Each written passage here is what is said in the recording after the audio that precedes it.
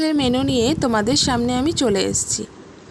ঘরের প্রত্যেক দিনের যে রান্নাবান্নাগুলো হয় সেগুলোই আমি লাঞ্চ বক্সে দিয়ে থাকি।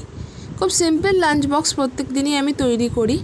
যেমন আজকে ছিল সাদা ঝুরঝুরে ভাত, গরম গরম সাদা ঝুরঝুরে ভাতের সাথে আজকে ছিল সোয়াবিন দিয়ে আলু দিয়ে একটা মাখা মাখা তরকারি, সাথে কিছুটা পেঁয়াজও দিয়ে আমি করেছিলাম তরকারিটা।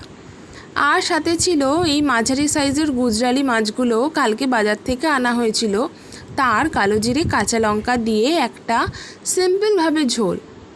এই ঝোলটায় আমি খুব একটা আলু দিই না, শুধু কালো জিরে কাঁচা লঙ্কা দিয়ে আর জিরের গুঁড়ো দিয়ে ঝোলটা বানাই। তাই আজকে লাঞ্চের বক্সের মেনুটা খুব সিম্পলভাবেই সাজিয়েছিলাম। প্রত্যেক দিন ভাত, তরকারি আর মাছের ঝোল বা ডিমের ঝোল এটাই দিই।